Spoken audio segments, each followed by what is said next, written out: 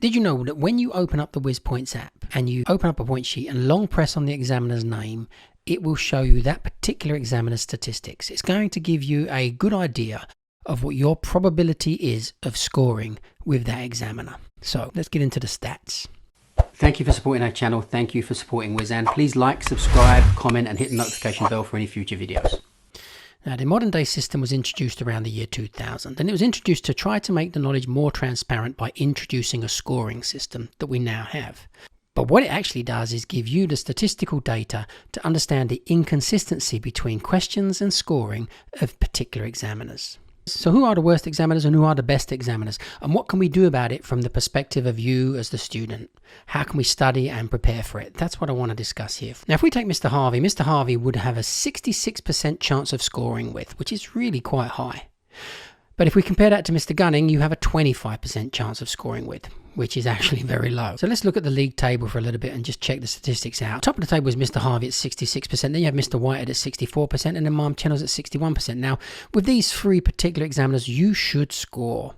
And those that won't score with these particular examiners really must be classified as someone who is not actually doing the work, or in the very rare case, doesn't actually have the talent to do the knowledge. If we get to the next group of people, we have Mr. Velosevich at 55%, Mr. Wilkin at 54%, Mr. Hansford and Mr. Shaw at 50%, although Mr. Shaw has now left, and Mr. Hall at 46%. Now, this tells you basically you have a 2-to-1 shot, 50-50, which is a fair chance. So studying for these examiners is important. And we get into the bottom four where we have Mr. McDowell at 44%, Marmez at 41%, Mr. Patel at 30%, and Mr. Gunning at 25%.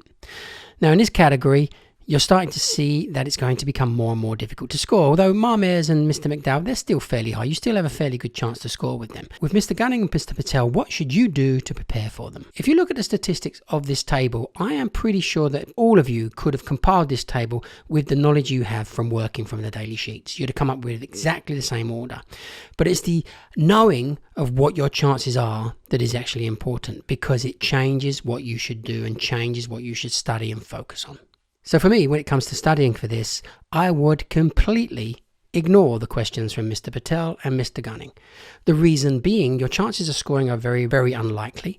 And on the days that they do score people, they tend to ask an easier batch of questions. It would seem that the fact that you score is ordained before you even walked in the door. So preparing for it, not really. I would, however, prepare for everybody else. So this is now going to narrow down the questions you need to practice. So you can practice every other examiner. Practice them hard, because you don't get redlined or fail the knowledge because of the D's you get from Mr. Gunning and Mr. Patel. You do it because you get D's from examiners that you should have scored from. You get D's on the days where you knew the questions but mucked them up. So practicing these and being better at them is going to increase your chances of scoring and getting through the knowledge quickly. Now, if you are one of those people that manages to get through everything and you have the time and the energy to do everything, then I would say yes, do Patel and Gunning, but do them last. Work through them afterwards. Just make sure you get everything else done first, because these would be the two least important things to study. They are going to give you the least reward. So to summarize, don't do Mr. Gunning, don't do Mr. Patel. Study all of the other examiners, study them really hard and make sure you're better at them, and you will greatly increase your chances of scoring with those particular examiners. And if you do get Patel or Gunning, you may get a D, and if you do score, then great, you didn't even study for them.